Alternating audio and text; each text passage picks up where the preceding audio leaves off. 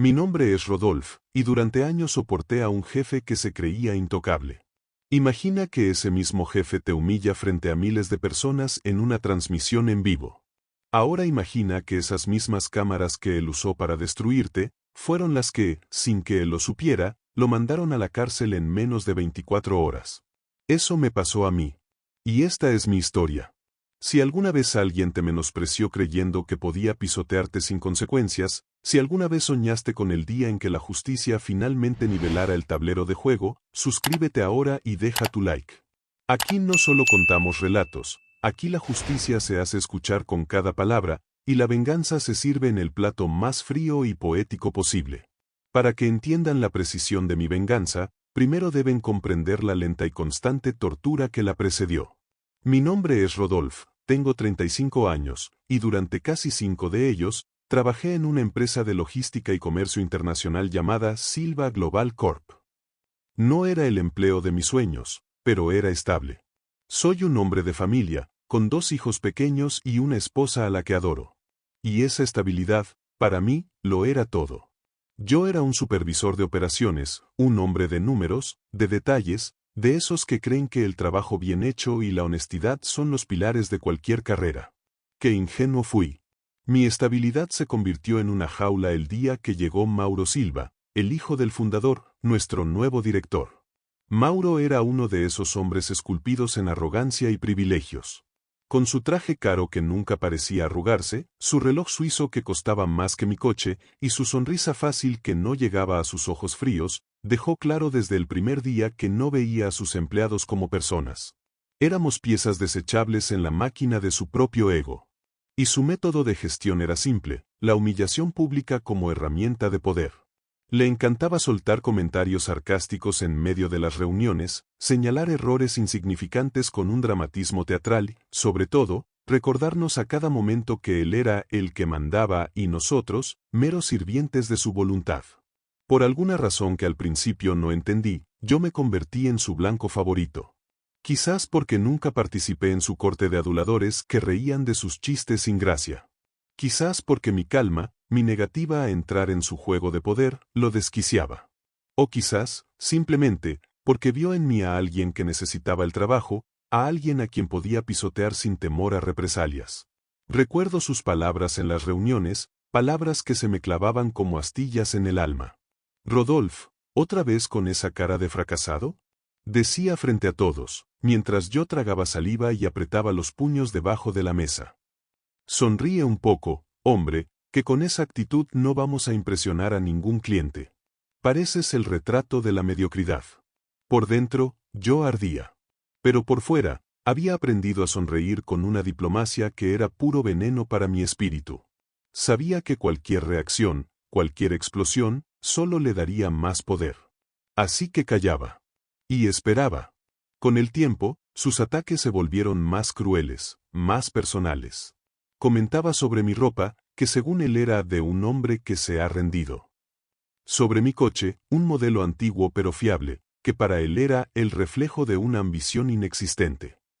El colmo, la gota que no solo colmó el vaso sino que lo hizo estallar, llegó cuando Mauro, en su obsesión por la autopromoción, comenzó a hacer transmisiones en vivo desde la oficina. Estaba convencido de que eso le daría una imagen de transparencia y modernidad en las redes sociales. Yo sabía que en algún momento, esa obsesión por el espectáculo sería su ruina. Un día de cierre de año, con la oficina entera bajo una presión brutal, Mauro decidió hacer una live especial para motivar al equipo y, de paso, lucirse ante sus seguidores. Nos reunió a todos frente a las cámaras de su teléfono, montado en un trípode. Y empezó con su típico discurso de superioridad, hablando de sus logros, de su visión. De pronto, me llamó al frente. Mi corazón dio un vuelco. Yo ya intuía lo que vendría. Y aquí, damas y caballeros, tienen a Rodolphe. Un buen muchacho, trabajador, leal. Hizo una pausa dramática, paseando la cámara por mi rostro. Pero mírenlo bien. ¿Es este el rostro del éxito? ¿Es esta la imagen de un líder? No. Este es el rostro de alguien que siempre será un buen empleado, pero nunca un jefe. El rostro de la conformidad. Las risas cómplices de algunos de mis compañeros, esas risas nerviosas de quienes temen ser los siguientes en la lista de humillaciones, me atravesaron como cuchillos. Vi los comentarios en la pantalla del directo, gente riéndose, emojis de burla. Sentí como la rabia me quemaba por dentro, una ola de fuego que me subía desde el estómago hasta la garganta. Pero no respondí. No dije una palabra. Lo único que hice fue mirar fijamente a la lente de la cámara. Y esa mirada fue el inicio silencioso de su fin. Lo que Mauro no sabía, en su infinita arrogancia, era que durante esa misma transmisión, mientras se regodeaba en mi humillación, cometió el mayor error de su vida. Se dejó llevar por su ego.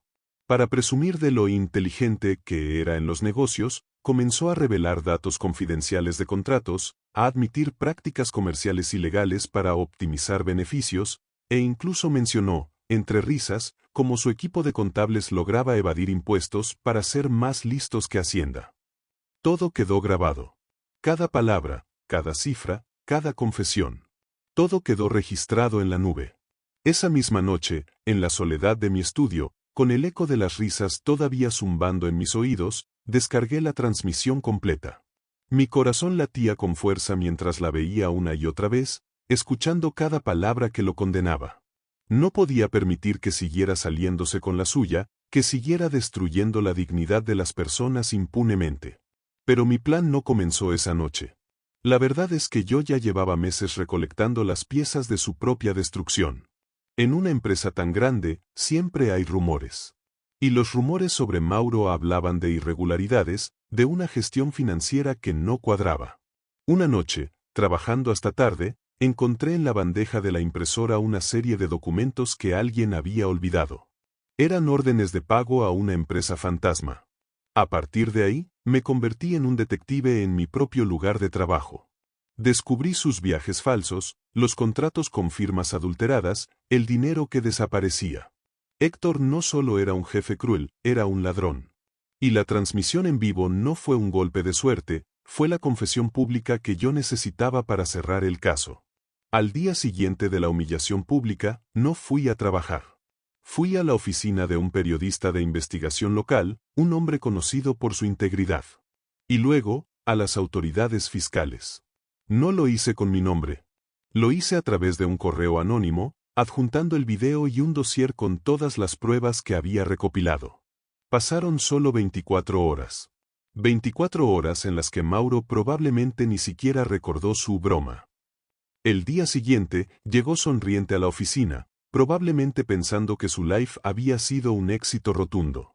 Pero esa mañana, lo esperaba una sorpresa. La policía y los inspectores fiscales entraron en el edificio con órdenes judiciales. Mauro Silva, queda usted detenido por presunto fraude fiscal, malversación de fondos y falsificación de documentos.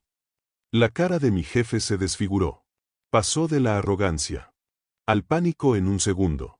Buscaba con la mirada a quien culpar, quien lo había traicionado. Y entonces, nuestras miradas se cruzaron a través del cristal de su oficina. Yo no dije una palabra. No sonreí. Simplemente lo miré. Y él, en ese instante, lo entendió todo.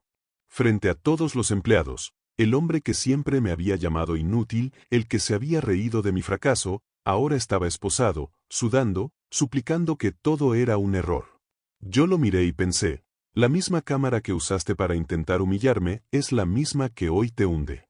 Esto es justicia poética. Por primera vez en mucho tiempo, me sentí libre. Pero la historia, la verdadera y devastadora revuelta, no termina ahí. Lo que ocurrió después fue lo que le dio a esta historia una dimensión que ni yo mismo había previsto.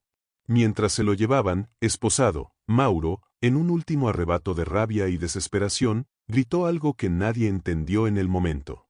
Pregúntenle por el Fénix. Él es el verdadero ladrón, yo solo era un peón. Los policías lo ignoraron. Pero el nombre se me quedó grabado. El Fénix. Semanas después, con Mauro ya en prisión preventiva y la empresa sumida en el caos, la junta directiva me ofreció su puesto. Un ascenso, un aumento de sueldo, el despacho con la vista panorámica. Pero antes de aceptar, necesitaba entender esa última pieza del rompecabezas. Contraté a un investigador privado con parte del dinero que había ahorrado. Le pedí que investigara ese nombre, el Fénix. Lo que descubrió reescribió toda la historia. El Fénix no era una persona. Era el nombre de una sociedad offshore, una empresa fantasma registrada en un paraíso fiscal. Y el beneficiario final de esa sociedad, el dueño de la cuenta a la que Mauro había estado desviando millones de dólares durante años, no era él. Era el padre de Mauro. El fundador de la empresa. El hombre que, desde su retiro dorado, se presentaba como un modelo de integridad y filantropía. Lo entendí todo. Mauro no era el cerebro de la operación. Era solo un peón, un sicario corporativo. Su crueldad, su necesidad de humillar, no eran solo rasgos de su personalidad. Eran una herramienta. Su padre lo había puesto en ese puesto precisamente por eso, para crear un ambiente de miedo, para que nadie se atreviera a hacer preguntas, para que todos estuvieran demasiado ocupados sobreviviendo a su tiranía como para notar el verdadero fraude que se estaba cometiendo desde la cima. Mauro era el perro guardián que distraía a todos mientras el verdadero ladrón vaciaba la casa. Y el dinero que él robaba, en realidad, era solo una pequeña comisión del gran botín que iba a parar a la cuenta de El Fénix. Con esta nueva verdad en mis manos, tuve una última decisión que tomar. Podía quedarme con el ascenso, disfrutar de mi victoria sobre Mauro y olvidar lo que había descubierto, convirtiéndome en parte del sistema corrupto. O podía hacer justicia de verdad. Convoqué una reunión con la junta directiva. Y les presenté el informe completo. No solo el fraude de Mauro, sino el gran esquema de lavado de dinero orquestado por su padre. El escándalo fue mayúsculo. La empresa casi se va a la quiebra. Pero al final, la verdad prevaleció. El padre de Mauro fue investigado y condenado. La empresa se reestructuró desde los cimientos, con una nueva directiva comprometida con la transparencia. Y a mí, en medio de esa reconstrucción, me ofrecieron no el puesto de Mauro, sino un lugar en esa nueva junta directiva, como director de ética y operaciones. Lo rechacé. No porque no lo mereciera, sino porque ya no quería estar en un lugar que me recordara tanto dolor. Decidí abrir mi propia pequeña empresa de consultoría logística, un lugar donde el respeto no fuera una opción, sino el pilar fundamental. Y cada cliente satisfecho, cada empleado que trabaja sin miedo, es un recordatorio de que nunca más nadie me hará sentir como Mauro intentó hacerlo.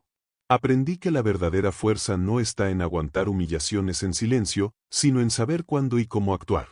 Y que la justicia, a veces, no es solo ver caer al matón del patio, sino exponer al dueño del colegio que le permitía actuar con impunidad y que, en última instancia, era el verdadero villano de la historia. ¿Alguna vez viste caer a alguien que se creía completamente intocable, solo para descubrir que era una simple marioneta? Cuéntamelo en los comentarios. Y no olvides suscribirte y dejar tu like, porque aquí siempre, siempre recordamos, la justicia, por mucho que tarde, nunca falla.